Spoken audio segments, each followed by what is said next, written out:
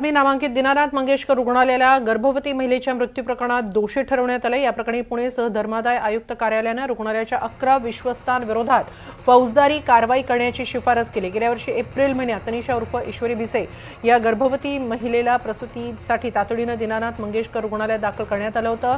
अनामत रक्कम भरलेली नसल्याच्या कारणावरून रुग्णालयाने तिच्यावर उपचार करायला नकार दिला। उपचारांविना वेळ गेल्यामुळे तिला दुसऱ्या रुग्णालयात हलवावं लागलं। मात्र उपचारांना उशीर झाल्यामुळे त्यात गर्भवती महिलेचा दुर्दैवी मृत्यू झाला। आता या प्रकरणी दीनानाथच्या विश्वस्तांविरोधात कारवाईची शिफारस करण्यात आलेली 11 विश्वस्तांविरोधात फौजदारी कारवाईची शिफारस करण्यात आलेली आहे।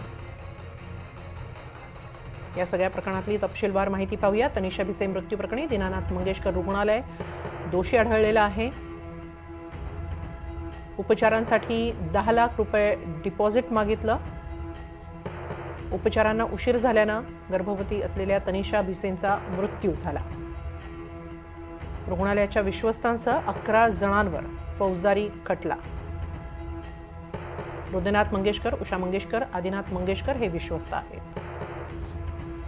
दोष सिद्ध झाल्यास 1 वर्षांचा तुरुंगवास, दंड किंवा दोन्ही शिक्षा होऊ शकतात।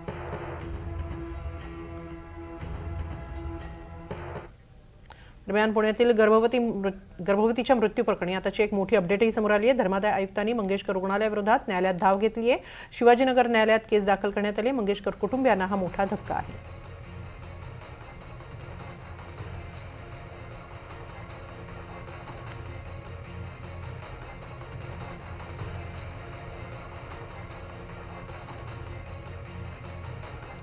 शिवाजीनगर कोर्टात केस दाखल करण्यात आली आहे। धर्मादाय आयुक्तांकडून मंगेशकर रुग्णालयाविरोधात धर्मादाय आयुक्त कोर्टात गेलेले आहेत।